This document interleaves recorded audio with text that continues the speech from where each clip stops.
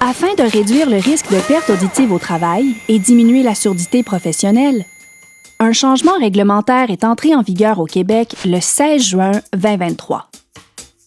Le règlement vise toutes les entreprises, peu importe le secteur d'activité et le nombre d'employés. Les valeurs limites d'exposition, c'est-à-dire la dose maximum de bruit à laquelle nous pouvons être exposés au courant de notre journée de travail, ont changé. La valeur limite pour une journée de 8 heures est passée de 90 décibels à 85 décibels. Cela veut dire qu'un niveau de bruit qui était considéré sécuritaire pendant tout un quart de travail ne l'est peut-être plus. Et maintenant, chaque fois que le niveau de bruit augmente de 3 décibels, la durée d'exposition permise diminue de moitié. En plus des changements aux valeurs limites d'exposition, les employeurs ont maintenant l'obligation de réaliser une démarche de prévention en 3 étapes. La première étape est d'identifier les situations de travail où le niveau de bruit risque de dépasser les limites d'exposition permises. Une façon simple et efficace d'évaluer si nous sommes à risque de dépasser les limites est de réaliser un test de communication dans le bruit. En se tenant à 1 mètre de distance, il faut évaluer s'il est difficile de tenir une conversation, même en criant. Selon la fréquence à laquelle cela arrive et la présence d'événements bruyants importants, on peut déterminer si nous dépassons ou sommes à risque de dépasser les limites permises. S'il n'y a aucun risque présent, la démarche se termine ici. Sinon, il faut poursuivre la démarche de prévention. La prochaine étape est de déterminer les moyens raisonnables pour réduire le bruit.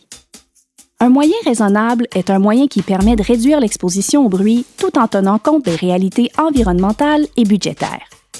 Ce sont des solutions qui s'appliquent à une situation sans générer ou faire augmenter d'autres risques. Nous pouvons éliminer le bruit à la source, le réduire à la source, réduire le temps d'exposition ou porter des protecteurs auditifs.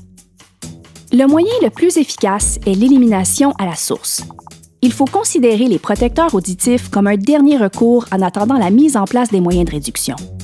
Mais ils doivent être portés dès le départ de la démarche lorsqu'on a identifié une situation à risque. Après la sélection des moyens raisonnables, il faut les déployer. Les employeurs devront refaire cet exercice lorsqu'un changement de situation est identifié, ou à tous les 5 ans s'il n'y a pas de changement dans le milieu de travail. L'identification des situations à risque de dépassement doit être faite pendant la première année suivant le changement réglementaire. L'année suivante, il faut déterminer les moyens de réduire le bruit.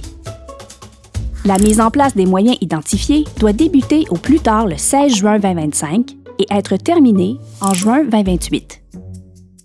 Une fois la mise en place terminée, un mesurage normé doit être réalisé par un professionnel qualifié afin de vérifier l'exposition des travailleurs à risque de dépasser les limites. Pour les cycles suivants, le mesurage ne sera requis que s'il y a eu des impacts sur l'exposition au bruit. Avant juin 2023, seules les entreprises de 50 employés et plus devaient mesurer le niveau de bruit. Mais c'est maintenant obligatoire, peu importe le nombre d'employés. Si, après avoir identifié les sources de bruit et les situations à risque, on détermine qu'aucun moyen de réduction peut être mis en place, il faut mesurer l'exposition au bruit dans un délai de 30 jours. Ne vous inquiétez pas, aucune entreprise doit atteindre la cible d'une exposition moyenne de 85 décibels et moins en 5 ans. Ce qui est obligatoire, c'est d'entamer la démarche de prévention et de réduire l'exposition au bruit. Pour plus d'informations et pour voir les formations disponibles, consultez les liens dans la description.